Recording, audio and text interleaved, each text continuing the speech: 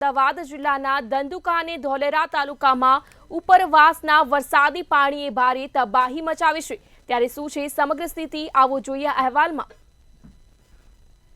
તાલુકામાં વરસાદના કારણે જળબંબાકાર જેવી સ્થિતિ સર્જાઈ છે। સતત વરસાદ અને ઉપરવાસમાંથી પાણી છોડાતા સુખભાદર નદીમાં પાણીની સપાટીમાં વધારો થયો છે અને તેના પગલે તટવર્તી ગામોમાં ચિંતા વ્યાપી છે। ધંધુકાની સુખભાદર નદીના પટ વિસ્તારોમાં આવેલા ગામો અડવાણ, ધંધુકા, ગલસાણા, જિંજર, જ્વાડિયા, મોરસિયા, વાગડ, વાસણા, રંગપુર, કોટડા અને ધોળી માટે જિલ્લા વહીવટીતંત્ર દ્વારા એલર્ટ જાહેર કરાયું છે। તંત્રએ નદી કાંઠે વસેલા ગ્રામ્યજનોએ સાવચેતી રાખવા અને તંત્ર સાથે સંપર્કમાં રહેવા માટે જણાવ્યું છે।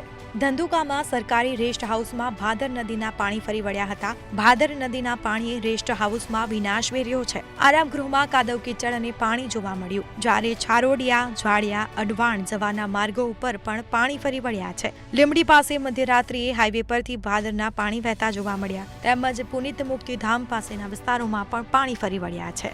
ધોલેરા હેબતપુરથી બરવાડા માર્ગ ઉપર ધોધમાર વરસાદથી પાણી વહેતા થયા। બરવાડા પંથકમાં થયેલા ભારે વરસાદના કારણે ભાલ પંથકમાં પાણીની આવક વધી છે। બરવાડા તાલુકાની લીલકા અને ઉતાવળી નદીના પાણી ધોલેરા તાલુકાના ભાલ પંથકમાં પ્રવેશ્યા છે।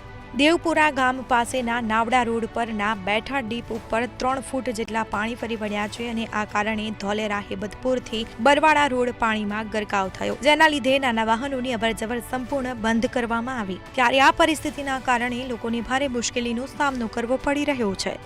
બ્યુરો રિપોર્ટ, મંતવ્ય ન્યૂઝ।